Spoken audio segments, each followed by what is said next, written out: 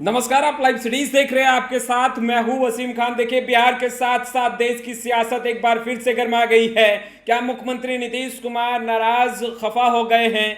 देखिए, बिहार के मंत्रियों को अब विभाग मिल गया है।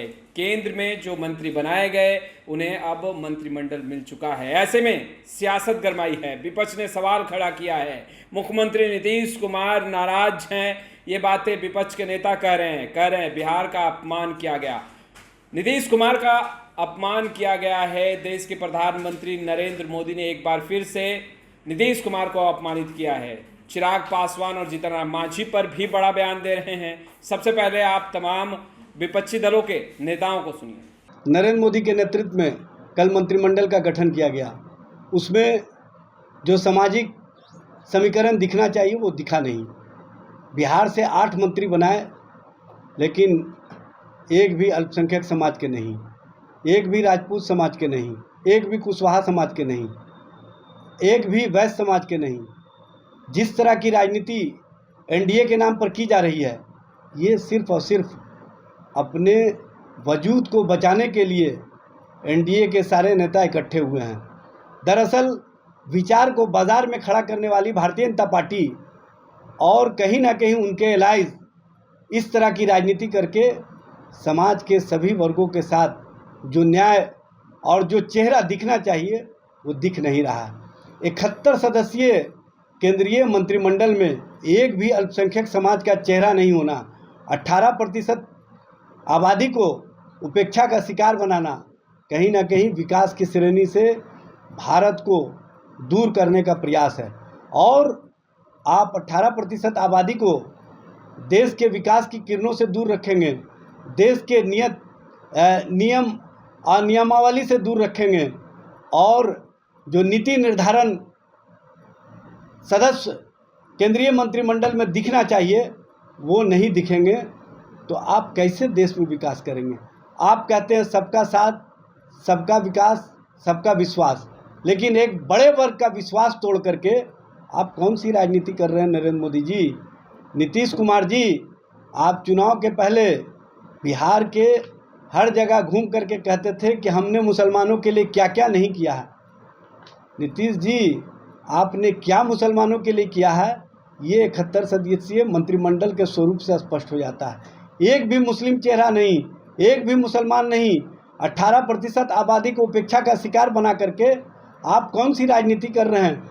और एनडीए के नाम पर जिस तरह से भारतीय जनता पार्टी और आरएसएस के एजेंडे को लागू करने का प्रयास किया जा रहा है, ये किसी भी स्थिति, किसी भी तरह से देश के और देश की राजनीति के लिए ठीक नहीं है। इस पर भारतीय जनता पार्टी एनडीए के नेताओं को जवाब देना चाहिए, और जवाब देश का हर वर्ग मांग रहा है जिसको आपने मंत्रिमंडल से उपेक्षित रखा है। बिहार का हर वर्ग जो अपना चेहरा देखना चाहता था उसमें चेहरा दिखा नहीं। आपने उन्हीं वर्गों को अपने साथ जोड़ने का काम किया है जो आपके साथ कहीं ना कहीं अपनी राजनीति को एक नई दिशा देने में आपके साथ जुड़े हुए हैं। आप उन वर्गों को नहीं जोड़ करके कौन सी राजनीति कर रहे हैं, कौन सा सोच बना रहे हैं? देखिए, बार बार बिहार को और ख़ास करके नीतीश कुमार जी को मोदी जी और उनकी पार्टी अपमानित करते रहा है, और इसलिए माननीय नीतीश कुमार जी को हम लोगों ने जब वो गठबंधन तोड़ करके आए तो बहुत खुशी हुई, हम लोग सम्मानित किए।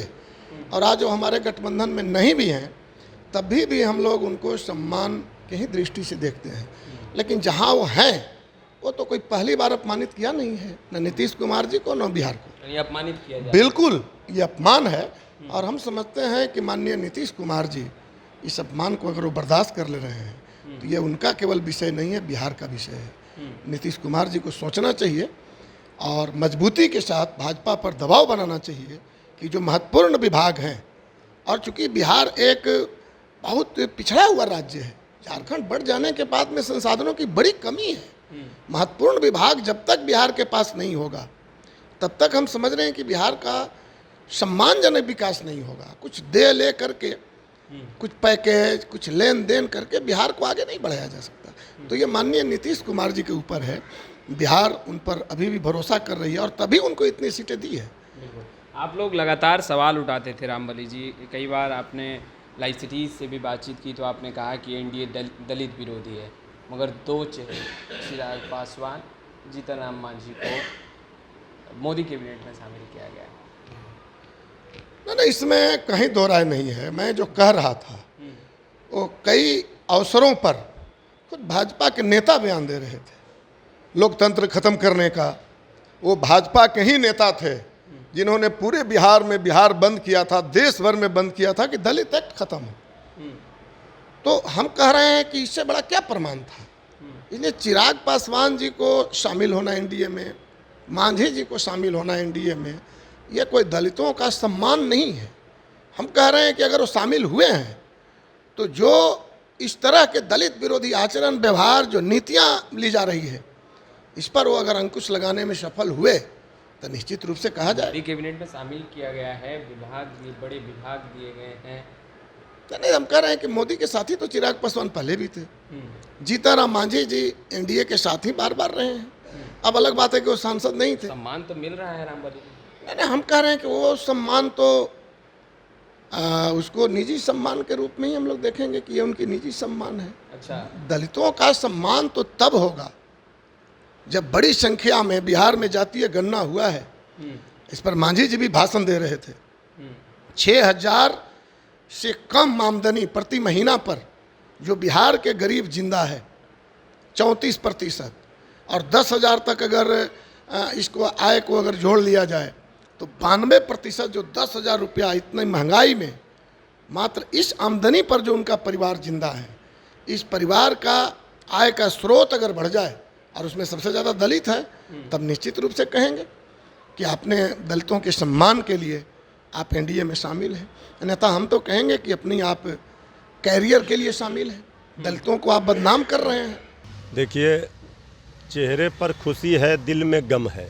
अच्छा, उनका बॉडी लैंग्वेज बता रहा है। जिस तरह से कटपीस मंत्रालय मिला है, पूरा विभाग श्रद्धेय आदरणीय रामविलास पासवान जी के पास जो था वो विभाग भी नहीं मिला, उसमें भी कट कर दिया गया।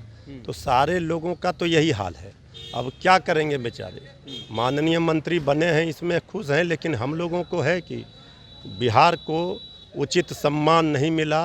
उचित जितनी भागीदारी बिहार के दम पर ही ना सरकार है। आपको लग रहा है मुख्यमंत्री नीतीश कुमार अंदर से नाराज? 18 सांसद का वहाँ पर अगर बीजेपी को छोड़ दें, सहयोगी दलों का 18 सांसद हैं, 5, 12, 1। इसके बाद कौन सा विभाग महत्वपूर्ण मिला? तो अब ये सवाल तो करना चाहिए, वाजिब हक तो लेना चाहिए। ये बिहार जो है उनको फिर 39 सीट पिछले बार दिया था, इस बार भी 30 सीट लेकर गए हैं एनडीए के लोग। तब मिला क्या? तो झुंझुना थमा दिया गया। आपको लग रहा है कि नीतीश कुमार अंदर से नाखुश हैं? एकदम देखिए, अभी धीरे धीरे बोलेंगे। आदरणीय नीतीश कुमार जी पिछली दफ़ा 2 विभाग मंत्री मांग रहे थे, नहीं मिला था। इस बार 1 फुल 1 हाफ दिया गया। अब देखिए, चल रहा था चर्चा जो हो रही थी, उसमें था 4 मंत्रालय मिलेगा, 4 मंत्री होंगे, 5 तक आ रहे थे, लेकिन 3 भी नहीं मिला। तो आदरणीय नीतीश कुमार जी तो इस बात को समझ रहे होंगे, जो उनका डिजाइन रहा है काम करने का, उसमें कैसे कंफर्टेबल होंगे ये तो समय बताएगा। लेकिन इंतज़ार कीजिए, इसी महीने में। अभी तो देखिए वहाँ नाराज़गी सामने आ गई, एनसीपी अजित पवार गुट की, बहुत सारे सहयोगी नाराज़ होने लगे हैं। तो इस महीने के अंदर ही कुछ न कुछ बवंडर मचेगा। तो आपने सुना, देखिए, जेडीयू के कद्दावर नेता ललन सिंह जो कि केंद्र में मंत्री बनाए गए, उन्हें विभाग मिला। जीतन राम मांझी को भी विभाग मिल चुका है, चिराग पासवान को भी मिला है। ऐसे में तमाम विपक्षी दलों के नेताओं का मानना है कि केवल और केवल यह जो विभाग मिला है यह लॉलीपॉप की तरह है। वहीं झुनझुना थमाया गया है, यह भी बातें कह रहे हैं। मगर चिराग पासवान और जीतन राम मांझी को लेकर के तमाम विपक्षी दलों के नेताओं की तरफ से जो बयान निकल कर सामने आ रहे हैं, दलितों की बात की जा रही थी। देखिए, विपक्ष लगातार सवाल उठा रहा था, कह रहा था एनडीए कभी भी दलित हितैषी नहीं हो सकता है। और अब तमाम विपक्षी दल के नेता कहते नजर आ रहे हैं कि केवल अपने कैरियर को देख रहे हैं जीतन राम मांझी, चिराग पासवान। दलितों के लिए न पहले कुछ किया है और ना ही आगे कुछ करेंगे।